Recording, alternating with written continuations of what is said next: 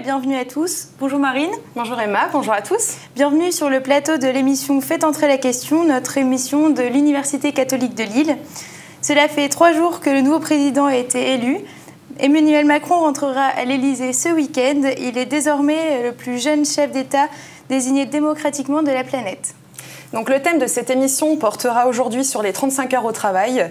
En effet, la réduction du temps de travail, soit le passage de 35 heures semaine au lieu de 39 heures, a été mis en place par Jospin et par Madame Aubry, ministre de l'Emploi, il y a maintenant 15 ans. Régulièrement remis en question par le MEDEF, les 35 heures font l'objet d'études récurrentes, comme le rapport Combrexel, qui est un rapport sur le droit du travail. Dans son programme, M. Macron n'entend pas totalement modifier la loi en vigueur, mais plutôt procéder à un allègement de cette mesure largement contestée. Sa cible principale, ce sont les jeunes qui travaillent actuellement 35 heures, ce qui est un peu réducteur. Emmanuel Macron souhaite donner à cette catégorie précise de travailleurs la possibilité de travailler davantage. En revanche, les seniors pourraient travailler moins, on prévoit 30 à 32 heures par semaine. Donc c'est pourquoi nous allons recevoir aujourd'hui 2 personnes qui ont gentiment accepté de venir débattre avec nous. Il s'agit de René Dassonville et M. Laurent Travers, qui nous feront part de leurs avis quant à l'éventuelle augmentation ou diminution des 35 heures. Monsieur Dassonville, bonjour, merci d'être parmi nous. Bonjour Monsieur Dassonville. Donc vous faites partie de Solidaire, du syndicat Solidaire, et vous travaillez parallèlement dans l'administration fiscale. Madame Pierlot va vous poser quelques questions. Donc en première question, en quelques mots, comment qualifiez-vous la posture actuelle des 35 heures? Alors déjà, pour ce qui nous concerne, il ne s'agit pas d'une posture, et je pense que là, de votre part, il y a un peu un parti pris, parce que pour nous, on est ouvert. C'est-à-dire que le temps de travail, on peut aller en le diminuant beaucoup plus qu'au-delà des 35 heures. On peut aller vers les 30 heures. Ça ne nous gêne pas du tout. On est ouvert sur cette question-là. Donc il n'y a pas de posture pour ce qui nous concerne.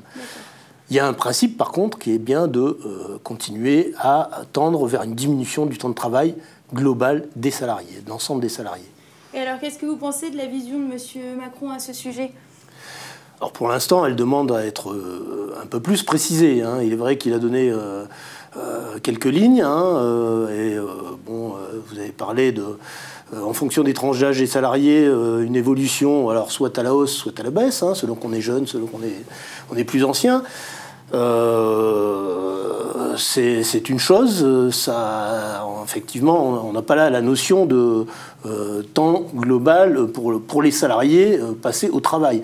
Derrière tout ça, il ne reste pas moins qu'il faut discuter des questions, combien on passe de temps de façon hebdomadaire au travail, et ça c'est une vraie question, pour nous ça reste une question centrale, c'est une question dont la loi doit continuer à maîtriser, doit permettre de maîtriser les choses, quoi.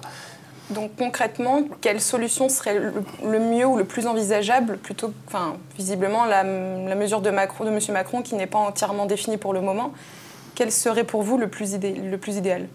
L'idéal, c'est de continuer à négocier, dans la mesure où on est dans un monde où il y a beaucoup de chômage, y compris dans les pays où on pourrait dire que, effectivement, on se porte mieux que certains pays se porteraient mieux que la France, pour ne pas nommer au niveau de l'Europe l'Allemagne, par exemple, etc. Nous, on considère que non, simplement, il y a quelques variables qui sont ajustées. On peut parler, par exemple, du taux de précarité, du taux de pauvreté, de travailleurs pauvres. Tout ça, c'est des notions qu'on ne peut pas laisser à côté dans le débat, y compris du temps de travail. Donc il faut voir tout ça à l'esprit, et c'est sur cette base-là qu'on peut entamer une vraie négociation, parce qu'il nous semble qu'il faut négocier autour de ça. Et l'État doit prendre tout sa part. Je veux dire, il doit affirmer clairement sa position là-dedans. Est-ce qu'il veut avantager les entreprises, ou est-ce qu'il prend en considération la santé des salariés, parce que c'est un enjeu qui est à prendre en compte, etc. L'évolution de la société, le progrès, parce que c'est une question de progrès, le temps de travail. Est-ce que le progrès constitue à toujours travailler plus, à travailler plus la nuit, à travailler plus le week-end, puisqu'on sait que M. Macron, la loi Macron a permis d'augmenter justement le nombre de salariés travaillant sur ces périodes périodes spécifiques, qui sont la nuit et le week-end, ça, il faut en débattre aussi autour de tout ça. Ça fait partie d'un ensemble global. Et dans cet ensemble, nous, en ce qui nous concerne, on pense qu'on doit continuer, le progrès veut qu'on continue à diminuer le temps global des salariés. D'accord. Eh bien, écoutez, Monsieur Dassonville, merci pour votre intervention. Nous vous proposons maintenant de visionner un micro-trottoir qui a été préparé par nos collègues Claire Gibello et Emeline Yayaoui. Alors, votre prénom? Jérémy. Votre âge? 31. Votre profession? Barman. Est-ce que vous êtes pour ou contre les 35 heures? Ni l'un ni l'autre, ça sert à rien en fait, d'estimer. J'ai jamais travaillé 35 heures. Donc pour vous, il n'y a pas d'intérêt? non, il n'y a pas d'intérêt à limiter le nombre d'heures. Merci beaucoup. De rien.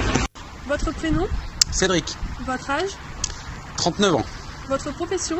Je suis ambulancier. Êtes-vous pour ou contre les 35 heures et pourquoi? Moi, depuis que j'ai commencé ma carrière, je suis ambulancier et les 35 heures, je connais pas, donc je ne peux pas vous répondre. Je fais minimum 200 heures par mois, donc... Merci. Voilà. Alors, votre prénom? Elisa Marie, Votre âge? 23. Votre profession? Donc je suis photographe et à côté je suis animatrice sportive. Alors, est-ce que vous êtes pour ou contre les 35 heures et pourquoi? Alors je suis ni pour ni contre. Pour moi chacun est libre d'aménager sa vie comme il veut. Moi je fais beaucoup plus de 35 heures semaine parce que je suis photographe à mon compte et qu'à côté je donne des cours de sport. Donc je compte pas mes heures parce que j'ai pas envie de me faire du mal et pour moi chacun est libre de mener sa vie comme il l'entend et d'aménager ses heures comme il l'entend. Il faut effectivement un minimum de travail pour gagner sa vie parce que la gagner sans rien faire, chacun y voit un intérêt, mais pour moi je trouve que c'est un peu dommage, mais voilà, chacun fait ce qu'il veut. Alors, votre prénom? Sophie, Votre âge? 30, Votre profession? enseignante. Et vous êtes pour ou contre les 35 heures et pourquoi? Alors, c'est difficile parce qu'en fait, finalement, je connais peu de gens qui font que 35 heures. C'est rare. Mais ce qu'il faut, je peux comprendre aussi qu'en tant que maman, par exemple, et de travail, c'est que c'est pas mal, surtout que une société où il fallait chercher du boulot de plus en plus loin. Donc du coup, ça peut être un bon compromis pour certaines personnes. Voilà. Votre prénom? Mathilde, Votre âge? 22 ans, Votre profession? vendeuse. Est-ce que vous êtes pour ou contre les 35 heures et pourquoi? Je suis pour les 35 heures parce que ça permet d'être occupé en même temps, à côté de pouvoir avoir une activité, se faire plaisir. Ça permet d'avoir une vie de famille plus tard, pour s'occuper de ses enfants, etc. Donc oui, je suis pour les 35 heures. Je pense que c'est vraiment très bien. Bart, Le prénom? Séverine, L'âge? presque 40 ans. La profession? Assistante administrative et responsable administrative. Êtes-vous pour ou contre les 35 heures et pourquoi? Je suis pour. Ça permet d'avoir plus de temps, un petit peu plus de temps dans la semaine pour soi. Et un petit peu contre aussi, parce qu'en définitive, ma charge de travail n'a pas réduit au passage des 35 heures. Donc en fait, je fais mes 39 heures que je faisais avant en 35 heures. Donc nous sommes de retour dans Faites entrer la question et nous sommes maintenant en compagnie de Monsieur Laurent Travers qui a gentiment accepté de venir débattre avec nous. Donc vous êtes directeur juridique de la Fédération française du bâtiment. Donc je laisse la parole à Mema qui va vous poser la première question. Monsieur Travers, bonjour. Bonjour. Alors en quelques mots, que pouvez-vous nous dire des 35 heures? Alors les 35 heures, comme vous l'aviez rappelé tout à l'heure, c'est quelque chose qui est issu des 39 heures, c'est du temps de travail, d'accord ? Un temps hebdomadaire qui est fixé par la loi. Il y a une autre notion qu'on oublie souvent, c'est ce qu'on appelle l'organisation du temps de travail. D'accord ? C'est-à-dire que dans une entreprise, on peut effectivement faire 35 heures par semaine, ce qui est bien ou pas, ça dépend des avis, effectivement. Pour un employeur, ça peut poser des difficultés d'organisation. 35 heures, c'est peut-être pas assez. En revanche, pour le salarié, c'est plutôt agréable. On l'a vu dans le micro-trottoir, on peut participer à des associations, vivre sa vie de famille, etc. Donc il y a un juste équilibre à trouver. Je ne suis pas certain que la loi puisse trouver la solution. Et à côté de ça, on a l'organisation du temps de travail, c'est-à-dire comment organise-t-on ces 35 heures dans la semaine. Et aujourd'hui, ce qu'on peut constater, c'est que les 35 heures étant fixées par une loi, comme c'était le cas d'ailleurs avant sur les 39 heures, c'est assez peu flexible et ça manque de souplesse. Là où aujourd'hui, on tend vers une société où on a besoin de beaucoup plus de souplesse. Et on l'a commencé depuis 10-15 ans à aménager ce temps de travail par de la modulation du temps de travail, par des forfaits jours, des forfaits heures, ce qui permet d'avoir quelque part un peu du temps à la carte, tout en étant contraint par ces 35 heures hebdomadaires. Donc je pense qu'il faut faire évoluer le système. Je ne vais pas rentrer aujourd'hui dans le débat de est-ce que c'est beaucoup ou pas. Je pense que ça dépend des situations. Je pense aussi qu'il faut respecter le droit des salariés. On ne peut pas non plus faire travailler quelqu'un 60 ou 70 heures. Oui. Voilà, ça, c'est pas correct. En revanche, de considérer systématiquement qu'il faille baisser le temps de travail, ça me paraît un peu contre-productif. De ce fait, comme on le rappelait, M. Macron désire assouplir donc ces 35 heures par des accords négociés majoritaires. En termes de faisabilité, est-ce que pour vous, c'est quelque chose de réalisable à long terme ou qui va être difficile à mettre en place? Alors, pour moi, c'est réalisable, c'est largement faisable. C'est le sens des différentes dispositions qui ont été prises depuis une dizaine d'années. Est-ce qu'on voudra le faire? Est-ce qu'on sera capable de le faire? Ça, je suis un peu plus interrogatif.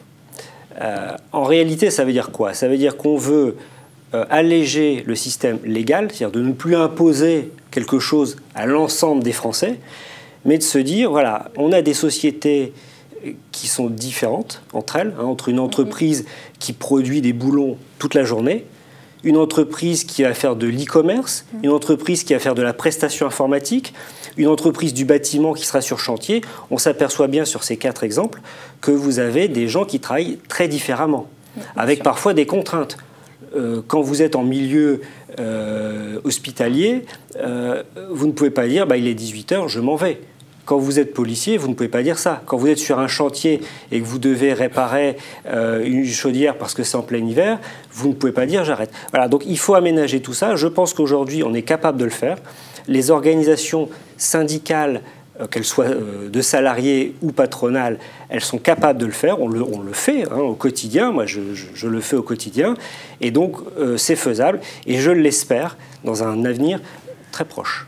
On peut parler, vous parliez en quelque sorte d'inégalité à travers ces différentes entreprises qui pouvaient se créer. Est-ce que ça peut être en quelque sorte un frein à l'emploi d'avoir une loi qui pourrait engendrer des inégalités dans les entreprises? L'inégalité, alors on parle beaucoup d'inégalité aujourd'hui, il y a des vraies inégalités. Mais je pense qu'il faut, quand on compare deux choses, il faut vraiment aller au fond du sujet. C'est-à-dire qu'il n'est pas question que des gens qui soient dans des métiers très pénibles travaillent beaucoup plus que ceux qui auraient des métiers moins pénibles. Il faut que ça s'organise. Donc un métier pénible, par exemple, peut être organisé autour de différentes pauses. Je vous donne quelques petits exemples. Mais il faut aussi que toutes ces choses soient tenues, qu'on en tienne compte, entre les petites entreprises et les grandes entreprises. Dans les grandes entreprises, il y a des organisations syndicales, il y a une représentativité au niveau des salariés qui permet effectivement un dialogue social, ce qui n'est pas forcément le cas aujourd'hui dans les petites entreprises. Donc il ne faudrait pas que les grosses entreprises puissent facilement négocier des accords qui iraient pour tout le monde, et que dans les petites entreprises, se dire écoutez, moi je ne peux pas, donc je me réfère à la loi. Alors il y a quand même une petite phase intermédiaire, c'est l'accord de branche, c'est-à-dire que les petites entreprises peuvent parfaitement être couvertes par un accord de branche, c'est-à-dire un accord qui va couvrir, par exemple, tout le secteur du bâtiment ou tout le secteur de l'industrie. Donc les inégalités, oui, il y en aura forcément, mais là aussi, les partenaires sociaux doivent être capables de faire en sorte d'amoindrir ces inégalités et de faire en sorte que sur le terrain, les salariés se trouvent le mieux traités possible et non plus être soumis à une loi qui, malheureusement, dépend, et on le voit depuis un certain nombre d'années, de l'alternance politique. D'accord. Voilà. Bon, eh bien, merci beaucoup, Monsieur Travers. Merci, Emma. Merci à nos collaboratrices Emeline Yayaoui et Claire Gibello-Méto. Merci à l'équipe du laboratoire de l'Université catholique de Lille. Bonne journée à vous et à bientôt.